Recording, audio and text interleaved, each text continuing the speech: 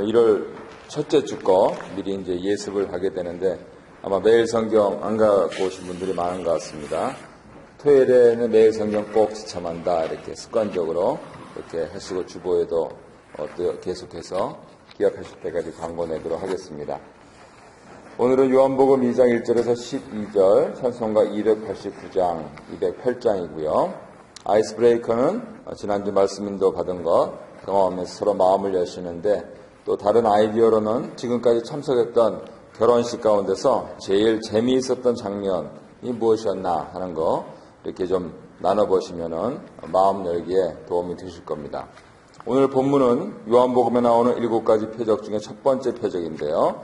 영어로 사인이라고 하죠. 표적은 미러클과는 다릅니다. 기적과는 다릅니다. 예수님이 왜 이 땅에 오셨는지를 보여주는 기적이나 사건을 말합니다. 첫째 표적으로서 가나 혼인잔치 표적에 갖는 의미, 그리고 그것이 우리에게 주는 메시지가 무엇인가 함께 잠시 살펴보도록 하겠습니다. 먼저 본문 말씀 제가 봉독해 드리겠습니다. 요한복음 2장 1절에서 12절인데요. 사흘째 되던 날 갈릴리 가나에 혼례가 있어 예수의 어머니도 거기 계시고 예수와 그 제자들도 혼례의 청함을 받았더니 포도주가 떨어지는지라. 예수의 어머니가 예수에게 이르되 저들에게 포도주가 없다 하니 예수께서 이르시되 여자여 나와 무슨 상관이 있나이까. 내 때가 아직 이르지 아니하였나이다. 그의 어머니가 하인들에게 이르되 너희에게 무슨 말씀을 하시든지 그대로 하라 하니라. 거기에 유대인의 정결 예식을 따라 두 세통 드는 돌 항아리 6이 놓였는지라. 예수께서 그들에게 이르시되 항아리에 물을 채우라 하신즉 아기까지 채우니 이제는 떠서 연회장에게 갖다 주라 하심에 갖다 주었더니 연회장은 물로 된 포도주를 맛보고도 어디서 났는지 알지 못하되 물 떠온 하인들은 알더라. 연회장이 신랑을 불러 말하되 사람마다 먼저 좋은 포도주를 내고 취한 후에 낮은 것을 내거늘 그대는 지금까지 좋은 포도주를 두었도다 하니라. 예수께서 이 첫 표적을 갈릴리 가나에서 행하여 그의 영광을 나타내심에 제자들이 그를 믿으니라. 그 후에 예수께서 그 어머니와 형제들과 제자들과 함께 가버나움으로 내려가셨으나 거기에 여러 날 계시지는 아니하시니라. 아멘. 말씀만 하나 보도록 하겠습니다. 혹시 유인물 없으신 분은 좀 갖고 하시고요. 예. 큰 첫 번째 가나 혼인잔치에 마리아와 예수님 그리고 제자들이 초대되는데요. 혼인잔치에 포도주가 떨어지자 잔치의 기쁨은 위기를 맞았습니다. 1절부터 4절까지 있습니다. 1번 예수님은 언제 어디에서 처음 표적을 행하셨습니까? 1절에 보면은 사흘 되던 날에 갈릴리 가나 혼인잔치에서 처음 표적을 행하셨습니다. 성경적으로 사흘이라는 그러한 숫자는 굉장히 중요하지요. 우리 아브라함이 이삭을 바치러 모리아산에 가는 여정이 사흘길이었고요. 요나가 물고기 뱃속에서 회개하면서 회복되는 시간이 사흘이었고요. 나아가서는 사도 바울이 이제 다메섹 도상에서 우리 예수님 만나고 들어가서 이렇게 앞을 못 보는 그러한 지경에 있었던 것이 사흘이고요.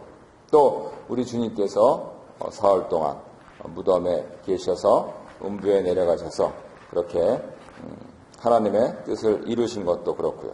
그런데 생전에 이 사흘 되던 날에 첫 번째 표적을 행하셨습니다. 한글 성경에는 빠져 있는데 2장 1절은 그리고 이렇게 시작을 합니다. 그리고 이렇게 시작할 때 이것은 이 가나 혼인잔치 표적이 1장 43절에서 51절에 이어지는 사건, 즉 50절에서 말씀하신 더 큰 일을 보게 되리라 라고 하는 그 약속이 성취되는 첫 번째 표적으로 이 가나 혼인잔치 표적을 베푸시는 것이다 라고 하는 뜻을 나타냅니다.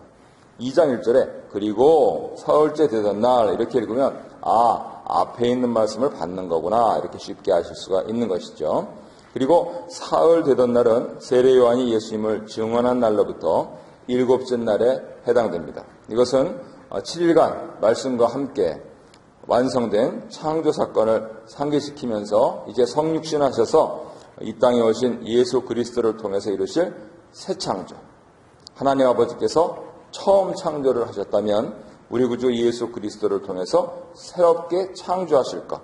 그것을 미리 암시를 하고 있는 것이죠. 요약한데 가나의 첫 표적은 앞으로 하나님 백성이 영적인 포로에서 돌아와서 풍성하게 회복될 하나님 나라가 이미 그리스도를 통해서 실현되기 시작했음을 보여줍니다. 우리도 예수 믿고 이 하나님 나라의 일을 시작한 것이죠. 아직 완성을 안 해가지고 다소 조금 부족한 점들이 보일지라도 우리는 하나님 나라에 이미 들어간 자들입니다. 그래서 우리가 이제 죽어서 하나님께서 우리를 영생을 얻도록 그렇게 하실 때 그 나라가 완성되는 것이죠. 2번 보겠습니다. 어머니 마리아의 요청에 대한 예수님 대답은 4절에 보면은 여자여 나와 무슨 상관이 있나이까 내 때가 아직 이르지 못하였나이다 이렇게 대답을 하셨습니다. 그 혼인 잔치집인데요. 포도주가 떨어지면서 기뻐해야 할 잔치가 근심이 되는 것이죠. 그러자 마리아는 예수님께서 이 상황을 해결해 주실 것을 요청합니다. 이에 예수님은 자신의 때가 아직 이르지 아니하였다라고 정중히 거절하시는 듯이 대답하셔요. 예수님께서는 항상 이 때를 따라서 하셨습니다. 자신의 때가 아니고 하나님의 때. 아무리 절박한 상황이라고 해도 하나님 아버지의 뜻보다 앞서지 않게 하셨죠. 아무리 할 일이 많아도 아버지 뜻이 아니면 앞서지 않으셨다고 합니다. 그래서 마리아의 아들, Son of Mary가 아니고 인자로서, Son of Man으로서 하나님 아버지께서 이 땅에 보내신 구주로서 사셔야 했기 때문에 항상 하나님 아버지의 뜻을 최우선으로 앞세웠다는 겁니다.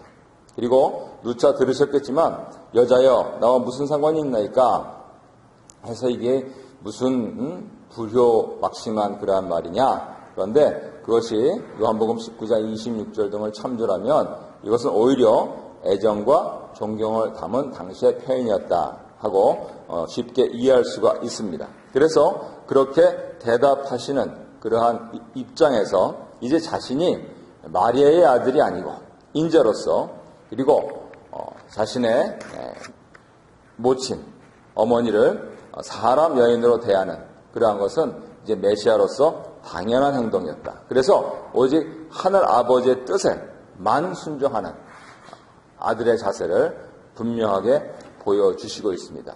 그리고 거절하시는 듯하다가 들어주시는 거. 이거는 요한복음에서 이제 앞으로 자주 나오게 될 겁니다. 왕의 신하의 아들을 고칠 때 4장에 있고요. 광야에서 떡을 만드실 때 6장에 있고요. 나사로를 살리실 때 11장에 있고요.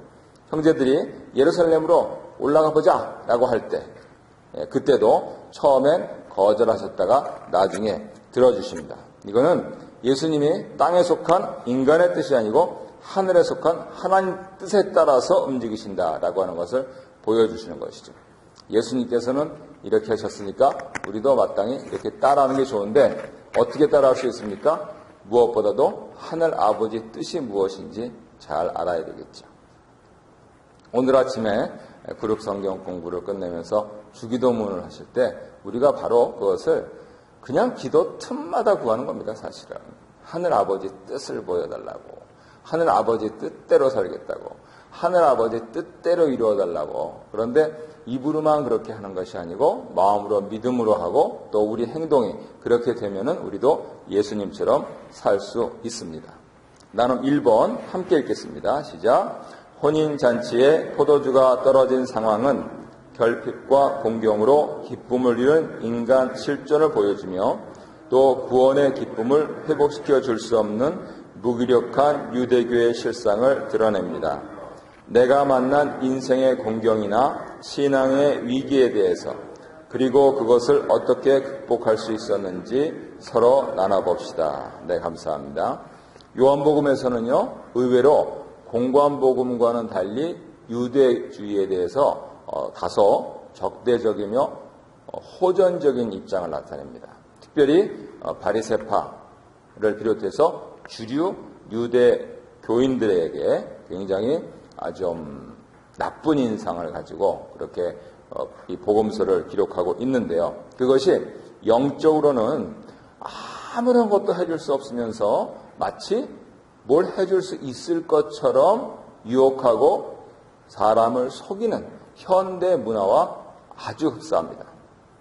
그러니까 기쁨을 회복시켜줄 수 없는 무기력한 시대 풍조를 따라서 사람들이 그냥 이리 쏠리고 저리 쏠리고 하는데, 진정으로 기쁨을 되찾아 주실 분은 바로 우리 구주 예수 그리스도다라고 하는 것을 아주 강하게 어필을 하고 있는 것이죠. 큰 2번 보겠습니다. 물로 만들어진 포도주로 인해서 잔치의 기쁨을 되찾게 되고, 제자들은 이 표적을 통해 예수님을 향한 믿음을 갖게 됩니다. 의외로 이미 예수님을 믿고 따랐는데 예수님을 향한 믿음을 갖게 됐다, 이렇게 합니다. 5절에서 12절인데요. 1번, 예수님이 하인들에게 명령하신 일은 무엇입니까? 7, 8절을 보면 결례를 위한 돌 항아리에 물을 채우고 그 다음에 떠서 연회장에게 갖다 주라, 이렇게 말씀하시는 거였습니다. 이 돌 항아리는요, 유대인들의 그 정결례식, 깨끗하게 하는 의식에 사용됐던 것인데, 그 집에 들어오는 사람들이 발을 씻을 수 있게, 또 손님들이 식사하기 전에 손을 씻을 수 있도록 물을 담아둔 항아리입니다. 여기서 2-3통 든다라고 하면 요새 것으로 하면 40리터 정도다, 이렇게 보시면 되겠습니다. 돌 항아리 6에 물을 채우라고 그렇게 하셨는데, 하인들은 아무런 이의를 제기하지 않고 즉시 시행합니다. 그리고 하인들이 물을 가득 채우자 이제는 떠서 연회장에게 갖다 주라고 명하십니다. 우리 예수님 어쩌면은 뒷짐지시고 6통에 물 채울 때까지 가만히 지켜보고 계셨을지도 모르겠어요. 그래서 이 연회장에 갖다 주라라고 하는 명을 받은 하인들이 또 그대로 갖다 주니까, 연회장은 자신이 그날 해야 되는 일, 다시 말해서 집주인으로부터 잔치를 주도해 나가는 그런 책임을 부여받은 만큼, 그리고 손님들에게 적당하게 먹을 것과 마실 것을 제공함으로써 손님들이 여흥을 즐길 수 있도록 해주는, 그러한 일을 해주는 그 책임에 맞게 이제 큰일 났네, 이게 빨리 이게 술이 나가서 그런가, 왜 이렇게 금방 떨어졌지, 내심 고민하고 있었는데, 그런데 이게 새로운 것입니다 라고 하면서 갖고 왔는데 여간 만난 것이 아니죠. 사람이 좀 근심하면은 정신이 깨지요. 아마도 슬슬 취기가 오를 때쯤 됐는데 이 정신이 퍼떡 깼다가 제대로 맛을 봤는데 이게 기가 막힌 거랍니다. 그것이 물이 아니고 물로 된 포도주다. 이 놀라운 일이 벌어졌습니다. 하인들이 물을 채웠어요. 그런데 그것을 옆에서 지켜보셨건 그것을 명하셨건 그 물을 포도주로 만드신 분은 예수님이시죠. 하인들은 물을 만졌지만 예수님께서는 물로 된 포도주를 만드셨습니다.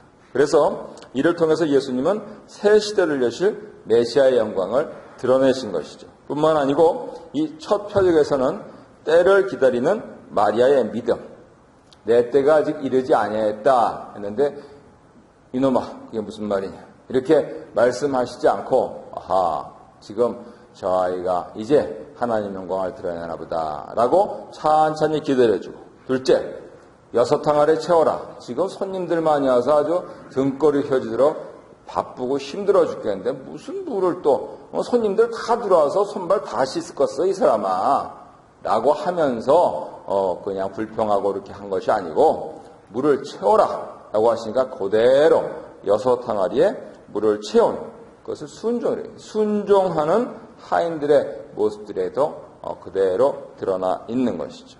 이러한 부분들이 같이 합치하여서, 믿음과 순종이 같이 합치하여서 예수님의 첫 표적이 나타난 것입니다. 어제도 제가 그런 이제 좌중에서 말씀을 들었는데, 하나님께서 나에게 해주는 게 참 이게 상당히 적은 것 같다 하는 그런 거를 해서, 첫째, 불평하면 안 된다 하는 거를 주지를 시키고, 둘째, 진짜 그런지 한번 잘 따져봐라. 내가 아는 하나님 아버지는 10가지 중에서 10가지 다 해주시는 분이시다 라고 하는 점들을 누누이 강조했습니다. 시간이 없어서 강조를 못한 것이, 네가 믿느냐, 네가 순종했느냐. 10가지를 따질 때 그걸 꼭 우리가 그 변수를 넣어야 돼요. 옛날에 그 잘 못하는 수학에서도 상수가 있으면 변수가 있지 않습니까? 그래서 상수대로 딱 갔는데 왜 안 풀리느냐? 이 변수를 잘 넣어야 된단 말이에요. 이 변수가 뭐냐? 믿음과 순종. 내가 순종했느냐? 꼭 반대로 가면서 하나님 뜻을 이루어지기를 바란다. 그러면 하나님 뜻이 안 이루어지죠. 꼭 이게 뭐냐고 꼭 깐깐하게 이렇게 따지면서 가는데 아니고 믿습니다. 하나님께서 하실 줄 믿습니다. 따지는 거는 내가 하겠다는 뜻이거든. 그럼 하나님께서 뒷짐지시고 해봐라. 하인들이 만약에 뒷짐지고 에이 무슨 소리야? 에이, 실성했나? 벌써 이렇게 취했나? 아니 손님들 다 들어왔는데 뭐 씻을 일이 뭐 있다고 물 채우라는 거요? 이러면 괜히 시비만 일어나고 기적은 안 일어납니다. 더구나 표적은 안 주어집니다. 오직 믿습니다. 하고 순종함으로써 어느 정도까지요? 40리터를 6개 채울 정도로 그렇게 순종할 때 역사가 일어나는 것이죠. 두 번째 문제, 물로 만든 포도주를 맛본 연회장은 어떤 반응을 보입니까? 10절에 보면 신랑을 불러서 사람마다 먼저 좋은 포도주를 내고 취한 후에 낮은 것을 내거늘 그대는 지금까지 좋은 포도주를 두었다 라고 칭송하면서 감탄합니다. 자기가 잔치를 주재하지만 이거는 주재하건 와서 먹건 상관없이 객관적으로 좋은 거예요. 객관적으로 최고란 겁니다. 야, 내가 이게 네 편이라서 이걸 하는 게 아니고 이건 정말 어디 갖다 놔도 최고다. 왜요? 믿음과 순종이 있는데 최고가 안 되면 어떻게 됩니까? 그래서 감탄이 일어나죠. 하지만 이 연회장은 포도주가 어디에서 났는지 알지 못했습니다. 보통 사람들이 상품 포도주를 먼저 제공하고 나중에 값싼 포도주를 내는 게 관습이죠. 취하고 나면 뭐가 들어가는지 잘 모르죠. 소위 말해서 우리 한국 사람들 좀 많이 드시는 입장에서 술이 술을 먹는다 그러지 않습니까? 그러다가 술이 사람을 먹는다. 술이 술을 먹는다까지는 그래도 저것이 무엇이다라고 병이 무슨 브랜드인가 하는 것까지는 보는데 술이 사람을 먹는다까지 가면 뭘 먹었는지도 몰라요. 뭘 먹였는지도 몰라요.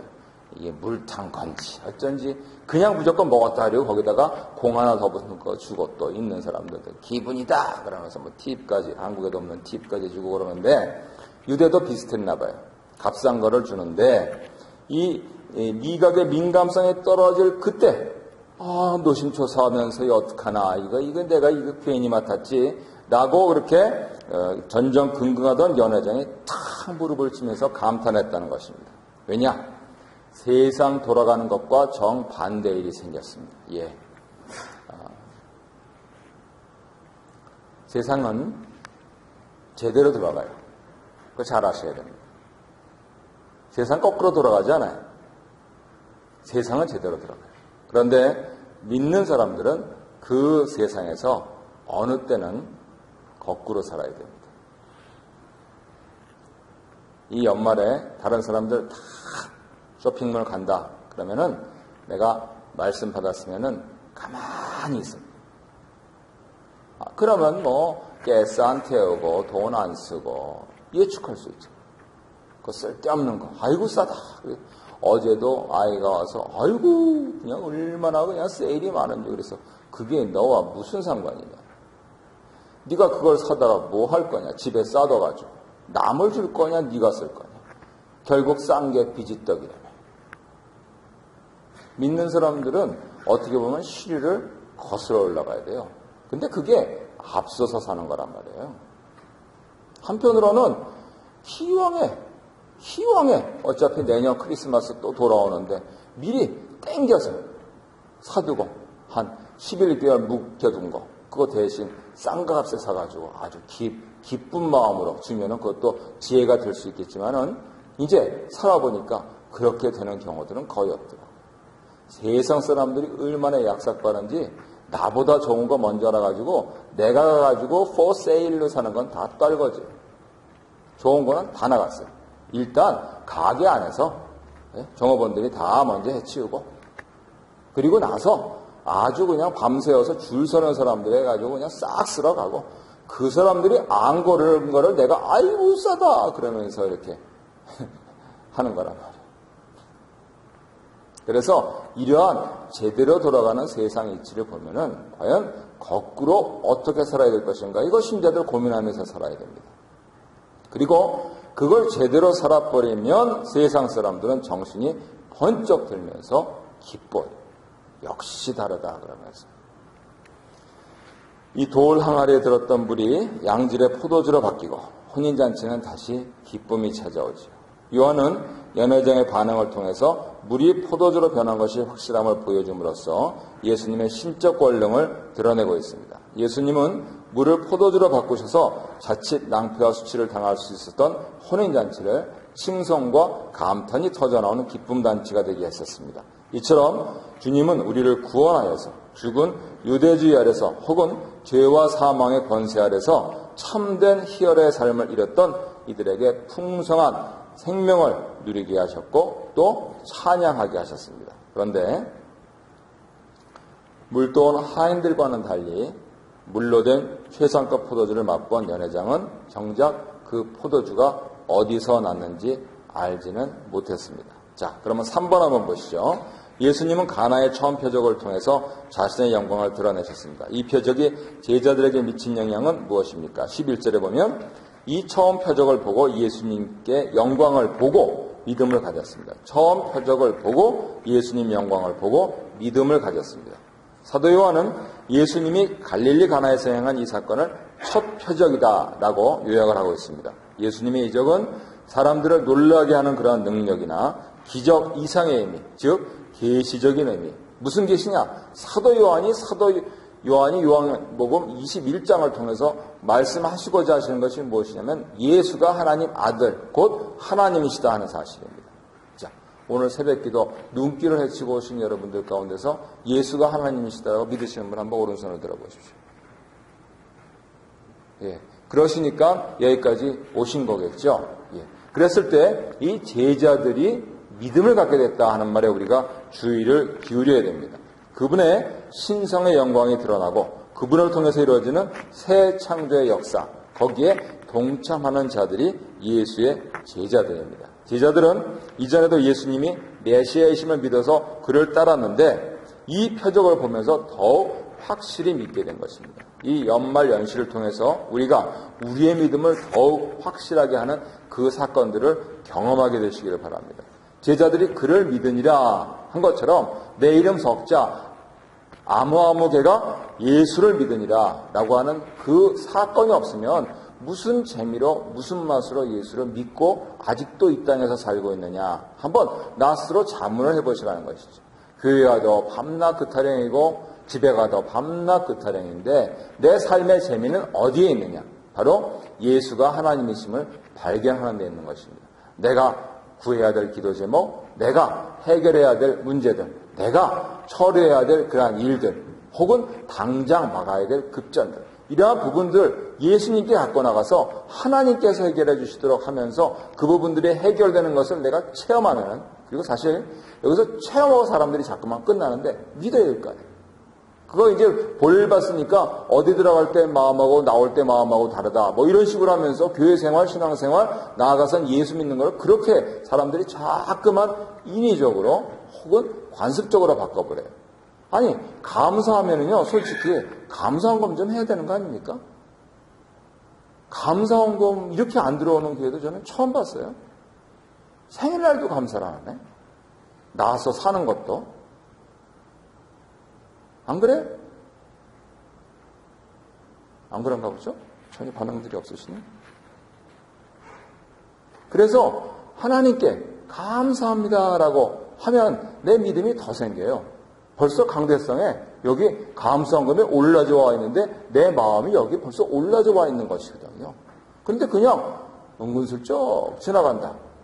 내가 믿는지 안 믿는지 알 수가 있어야죠. 그러다가 결정적인 순간에 빵 터집니다. 1년, 10년, 30년. 예. 믿음은요, 끝까지 가봐야 돼요. 그래서 믿음을 지키라. 세상 악하기 때문에. 담대하라. 내가 이겼잖니. 계속 사도들도 우리 구주께서도 말씀들을 그렇게 주시는 것이죠. 그래서 제자 됐다라고 하는 것은 이제 예수님을 만나서 예수님을 따르는 사람들이 모름지기 돼야 되는 그러한 모습입니다. 아유, 저 사람들은 제자고 나는 그냥 그 끝자락만 어떻게 좀 해가지고 조금 이것만 좀 해결하자고요. 요한복음에서는 그것을 용인하지 않습니다. 요한복음에서는 예수를 만난 모든 이들을 제자라고 합니다. 예수님 옷자락 끝에 살짝 스쳐서 병 나은 여인도 결국은 목을 내놔야 되는 제자입니다. 예수님 하면서 굵은 음성으로 그렇게 했다가 결정적인 순간에 배반했던 제자도 결국은 예수님 영광을 위해서 거꾸로 십자가에 달려야 됩니다. 무릇 예수님을 만난 사람들을 예수님께서는 놓치지 않으십니다. 그래서 누구나 제자입니다. 나 오늘 새벽 기도 때 요만큼 요것만 좀 하려고 왔지, 이렇게 저 김 목사 얘기하는 대로 무거운 얘기 들으려고 온 거 아니에요. 예. 그렇다면 이 요한복음을 외면하시길 바랍니다. 요한복음은 그렇게 우리에게 다가오질 않아요. 제가 예수님을 배울 때 처음에 읽은 말씀도 요한복음이고, 신학을 공부하면서 박사까지 공부하지 않았습니까? 마지막까지 발버둥 치면서 풀지 못해서 끙끙 맸던 것도 요한복음입니다. 요한복음은 그만큼 아주 단순하면서 매우 심오합니다. 왜냐하면 예수를 만나야 되기 때문에. 예수님, 도대체 당신은 누구십니까? 라고 하면서 순순히 믿음을 가지고 순종하면서 그렇게 가는 게 지혜일 듯 싶습니다. 우리 교회 다니시는 이상 요한복음은 피하실 수 없습니다. 그래서 차라리 내가 믿음으로 순종하면서 제자의 삶을 살겠다. 굳게 다짐하시고, 기왕에 눈길에 치고 새벽기도까지 나오셨으니까 그런 정성과 열심이면 우리 주님께서 얼마나 아름답게 보실까 라고 하면서 힘과 용기를 내서 그렇게 하나님께 아뢰시고, 또 예수님께서 하신 일을 보고 내가 더 그를 믿는 그러한 이 신앙생활을 계속 하셨으면 좋겠습니다. 마지막으로 나눔 2번 함께 읽고 끝내겠습니다. 시작. 물로 된 포도주를 맛본 연회장은 칭송과 감탄만 할 뿐 어디서 났는지 알지 못했고, 물을 떠온 하인들은 알았지만 제자들처럼 믿음에 이르진 못했습니다. 수없이 말씀을 듣고 크고 작은 은혜를 경험하면서도 믿음의 성장이나 삶의 변화가 더딘 이유는 무엇인지 함께 나눠봅시다. 예, 감사합니다. 우리가 날마다 우리 하나님께서 나에게 역사하시는 것을 체험하면서 바로바로 감사하시고 또 감사하시고 해서 감사에 감사를 넘치게 하시는 하나님의 은혜를 체험하시고, 또 나아가서 이 복음을 이웃들에게, 그리고 무엇보다도 먼저 가족들에게 전하시는 복된 주의 백성들 되시기를 바랍니다.